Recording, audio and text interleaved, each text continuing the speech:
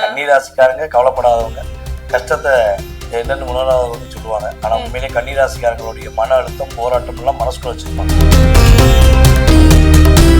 நான் பட்ட கஷ்டம், நான் பட்ட துன்பத்தை நான் ஓண்ட சொல்லி உன்னை கஷ்டப்படுத்த வரும்ல, நான் சிரிச்ச முகமா எழுதிருக்கேன். பல இடங்களில் துரோகத்தை சந்திச்சாங்க. ரொம்ப நம்பிக்கை வைக்கும் போது நம்ம உணர்ச்சிப்பட்டு ஏமாந்து, அப்ப ஏமாறனால நம்ம நிலை உழந்து போவோம்ல, அந்த நிலைமைதான் கன்னிராசிக்கு ஏற்பட்டது. சொன்ன மாதிரிதான் கன்னிராசிக்காரங்களை ஒருத்தவங்க காதல் பண்றாங்க அப்படின்னா, கன்னிராசி பெண்ணை ஒருத்தவங்க நேசிக்கிறாங்க அப்படின்னா, கன்னிராசி பெண்ணை ஒருத்தவங்க கல்யாணம் பண்றாங்கன்னா அவங்க யோகக்காரங்க. போன ஜென்மத்துல அவங்க புண்ணியம் பண்ணா மட்டும்தான் கன்னிராசி பெண்ணை கல்யாணமே பிடிக்க முடியும். ஏன்னா கன்னிராசி பெண்கள் வந்து பாத்தீங்கன்னா பொதுவாகவே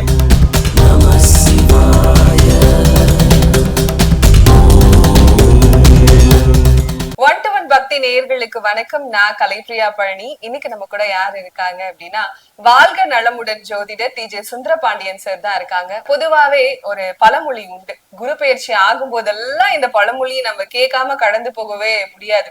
குரு கொடுத்தால் எவர் தடுப்பார் அப்படின்னு சொல்லுவாங்க, இல்லைன்னா குரு வந்து கொட்டி கொட்டி கொடுப்பாரு அப்படின்னு சொல்லுவாங்க. நிறைய பேருக்கு இதுல டவுட் இருக்கு, நிஜமாவே கொடுப்பாரா, நீங்க சும்மா உருட்டிட்டு இருக்காதீங்கன்னு சொல்லுவாங்க. நிஜமாவே குரு கொடுப்பாரா சார்? அதாவது வந்து பாத்தீங்கன்னா பொதுவாகவே நவகிரகத்தில் மிகப்பெரிய சுப கிரகம் என்று சொல்லக்கூடிய நபர் யாருன்னா நம்முடைய குரு தான். அவர் முழு சுபர்.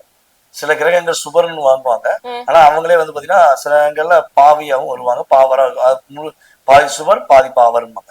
ஆனா நம்மளுடைய குரு பகவான் மட்டும் முழு சுபர் அப்படின்னு சொல்றோம். சோ அப்படிப்பட்ட சுப கிரகமான குரு பகவான் தற்போது எந்த ராசிக்குள்ள போக போறான்னா கடகராசிக்குள்ள. அவருக்கு ரொம்ப ரொம்ப பிடிச்ச ராசியே கடகராசி தான். அதனாலதான் குரு அந்த இடத்துல போய் உச்சம் அடைகிறார்.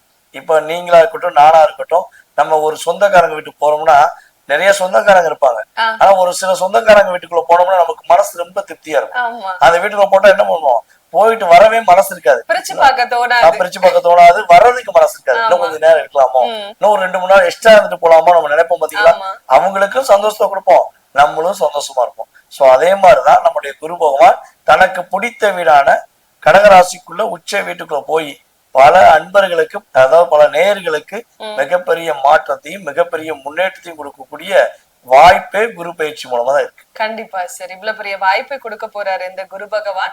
சோ 12 ராசிகளுக்கும் குரு பகவான் எப்படி இருக்காரு அப்படின்னு பாக்கலாம் சார்.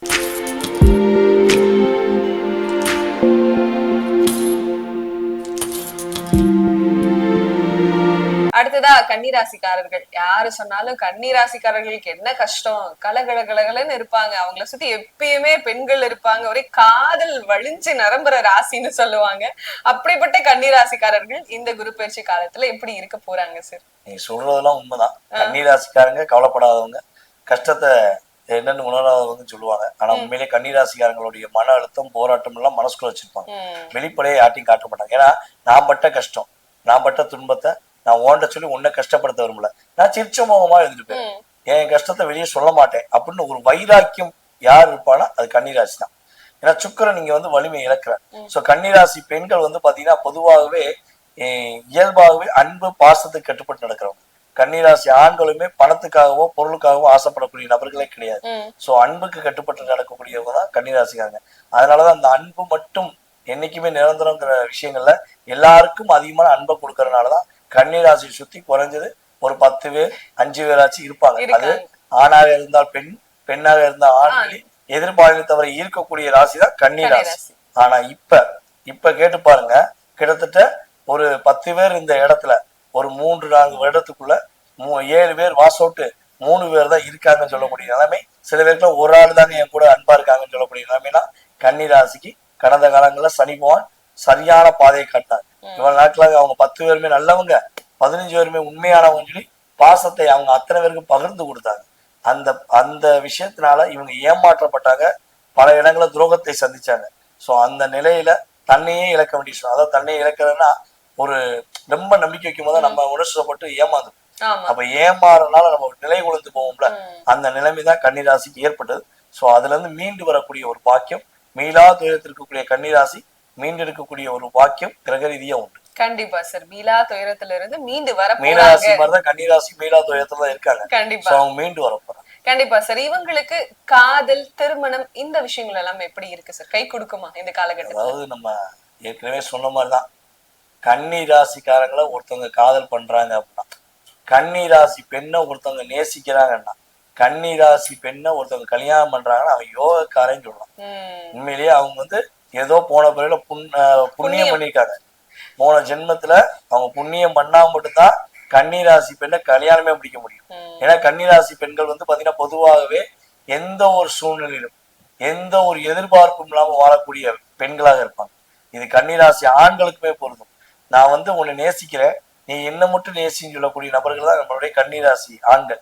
சோ அப்ப கன்னிராசி பெண்களையோ கன்னிராசி ஆண்களையோ திருமணம் முடிக்கிறவங்க, காதல் பண்றவங்க, ஒரு யோகம் பண்ணவங்க, ஒரு பாக்கியஸ்தாலிகள் என்று சொல்லலாம். ஆனா அவங்க கன்னிராசிக்காரங்களை பல அன்பர்கள், அதாவது கிட்டத்தட்ட ஒரு 60% 70% கன்னிராசி அன்பர்களை ஏமாற்றதான் செய்யறாங்க. எதிர்பார்த்தவர்கள் ஏமாற்றதான் செய்யறாங்க. ஏன்னா இங்க உள்ள பவர் எல்லாம் வாங்கிட்டு, எனர்ஜி எல்லாம் வாங்கிட்டு, அங்க லோ பேட்டரி ஆகிட்டு இவங்க இன்னொரு பக்கம் சார்ஜ் ஏற்ற போயிடுவாங்க. ஸோ இப்படிப்பட்ட சூழ்நிலையில கன்னிராசிக்காரங்க ரொம்ப டிப்ரெஷன் ஆகும், ரொம்ப கவலைப்பட்டிருப்பாங்க. ஸோ அந்த நிலையில இப்ப வரையும் கன்னிராசிக்காரங்கிட்ட உண்மையா லவ் பண்ணவங்க கூடவே இருப்பாங்க. போலியா லவ் பண்ண அத்தனை பேரும், சுயநலத்துக்காக வந்த அத்தனை பேரும் விட்டுட்டு போயிருப்பாங்க. விட்டுட்டு போனவங்க அவங்க சரியான நபர்களா இல்லைங்கிறத நினைச்சிட்டு கன்னிராசிக்காரங்க கவலையை மறந்துட்டு இவங்களுடைய வாழ்க்கை துறையை தேர்ந்தெடுக்கக்கூடிய ஒரு அற்புதமான காலம். கண்டிப்பா சார். ரொம்ப அற்புதமான காலம்னு சொல்லியிருக்கோம். இவங்க எடுக்கக்கூடிய முயற்சிகள் எல்லாம் கை கூடுமா சார்? அது தொழிலா இருந்தாலும் சரி, இல்ல ஏதாவது வெளிநாடு போகணும், இல்ல படிப்பு சார்ந்த விஷயத்துல எடுக்கக்கூடிய முயற்சிகள் எல்லாம் எப்படி இருக்கு சார்? பொதுவாகவே வந்து பாத்தீங்கன்னா கன்னிராசிக்காக திருமண வாழ்க்கையில பல முயற்சி எடுத்துக்கிட்டாங்க. அவங்க திருமணம் முடிக்கணுங்கிறக்காண்டி பல முயற்சி எடுத்துட்டாங்க.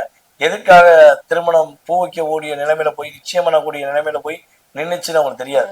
ஏதாவது சூழ்ச்சினால நின்றுருக்கும். இவங்க மேல உள்ள கேரக்டர் மிஸ்டேக் கிடையாது, ஏதாவது ஒரு சூழ்ச்சி நடந்திருக்கும். அது கூடவே இருக்க வேண்டாம், குழி தோண்டி பறிச்சுப்பான். அப்படிப்பட்ட நிலைமையில கன்னிராசி அன்பர்களுக்கு உறுதியாக பெஸ்ட் விஷயம் திருமண பாக்கியம் நடக்கும். திருமணத்துக்காக காத்திருக்கிற கன்னிராசிக்காக காதல் திருமணமோ அல்லது நிச்சயிக்கப்பட்ட திருமணமும் முடிக்கக்கூடிய பாக்கியம் உண்டு. ஒரு விஷயம் நடக்கணும், திருமணம் நடக்கணும்னா அதுக்கு மிகப்பெரிய பங்கு குரு பகவானுடைய செயல்பாடு வேணும். அதுக்கு அடுத்தபடியாக சனி பகவானுடைய ஆதிக்கமும் வேணும். அப்ப சனி பகவான் 7ஆம் இடத்துல இருக்காரு. சோ 7ஆம் இடத்துல இருக்க சனிய குரு பகவான் பாக்குறதுனால, 7ஆம் இடத்தை பாக்குறதுனால உறுதியாக திருமண பாக்கியம் நம்மளுடைய கன்னிராசி பெண்களுக்கு, கன்னிராசி ஆண்களுக்கு நடப்பதற்கான சூழ்நிலை உண்டு. இந்த காலகட்டங்கள்ல கன்னிராசிக்கு 3ஆம் இடமான முயற்சி ஸ்தானத்தை குரு பகவான் தன்னுடைய 5ஆம் பார்வை மூலமா பாக்குறதுனால கன்னிராசிக்காரங்களால எது முடியாது, எது நடக்காது நினைச்சாங்களோ அதை நடத்தி காட்டி முயற்சி மூலமாக வெற்றி பெறக்கூடிய பாக்கியம் கன்னிராசிக்கு அற்புதமா இருக்கு. எல்லாமே நல்லதா நடக்கும். உங்க நல்ல மனசுக்கு நல்லது நடக்கும். குழந்தை பாக்கியம் உறுதியாக கிடைக்கும். குழந்தை பாக்கியம் கன்னிராசி என்பவர்களுக்கு உறுதியாக சிறப்பாக மகிழ்ச்சியாக கிடைக்கக்கூடிய பாக்கியம். குழந்தைகள் கன்னிராசி என்பவர்களை புரிந்து கொண்டு மீண்டும் அன்பு காட்டக்கூடிய சூழ்நிலைலாம் நம்மளுடைய கன்னிராசிக்கு அற்புதமா இருக்கு. கண்டிப்பா சார், அற்புதமா இருக்கும்னு சொல்லிட்டோம். இருந்தாலும் இன்னும் கொஞ்சம் அற்புதமா இருக்கணும்னு சொன்னா எந்த கடவுள் வழிபாடு கை கொடுக்கும் கன்னிராசிக்காரர்களுக்கு? கன்னிராசி அன்பர்களுக்கு வந்து பாத்தீங்கன்னா இந்த காலகட்டங்கள்ல பெருமாள் வழிபாடு பிரச்சனை இல்லாத வாழ்க்கை, கவலை இல்லாத வாழ்க்கை கொடுக்கக்கூடிய ஒரு அற்புதமான சூழ்நிலையாக இருக்கும் என்பது உண்மை.